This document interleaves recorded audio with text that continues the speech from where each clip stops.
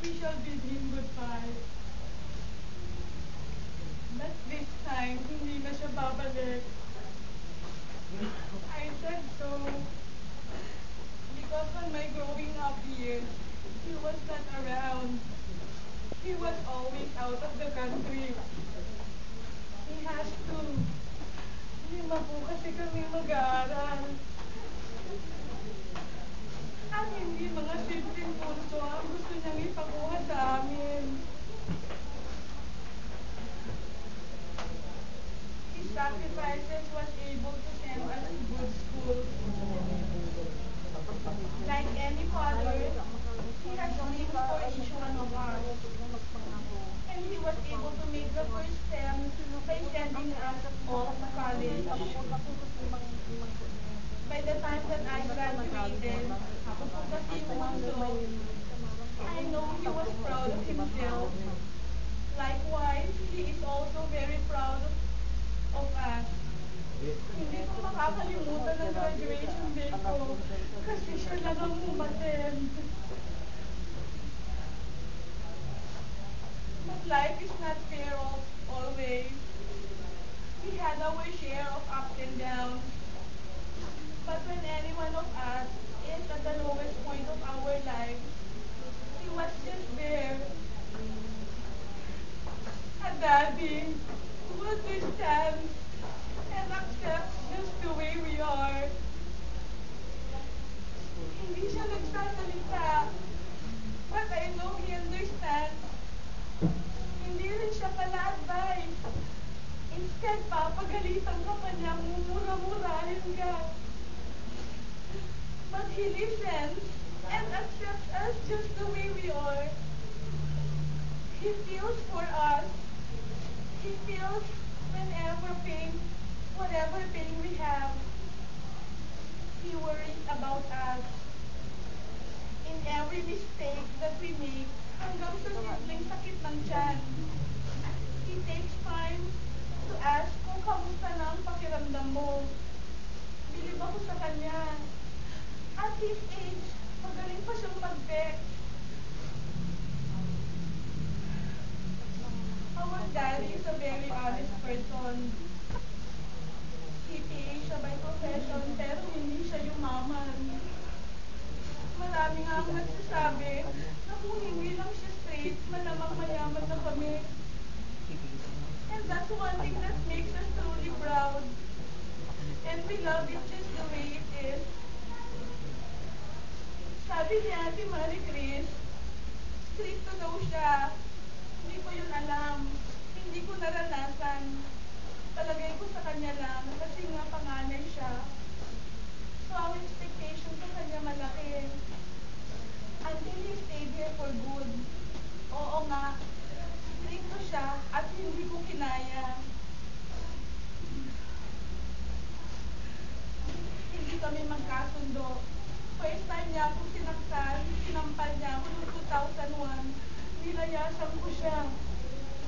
And it took 2 years bago ko siya mausapin ulit. Paghihingi ka sa kanya ng pera, estabol pang project, ang ibibigay niya sa iyo kalahati lang. Kasi alam niya, napatungan na niyo ni Boyet. Lapit ka, Boyet. Isang pala eh. Sa palagay ko, bet niya talaga si Pinky at si Rino. Sila kasi yung good students. Sila yung parating may award, honor students, kung baka nagbibigay ng pride sa kanya. Samantalang kaming tatlo, ma-average lang. Isang tanong, isang sagot. Kung ano yung tinanong niya, isa lang dapat ang sagot mo. Kung hindi, patay ka.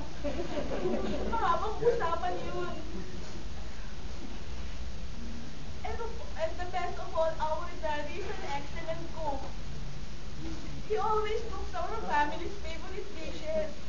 Lalong-lalo na ang kaldereta, papaitan, agitada, igado, at ang blockbuster na bibyan. He would text me once in a while to invite me to come over his house kasi yun ang way niya para makita bisita ako. Hindi ko siya dadalawin kung walang ganun.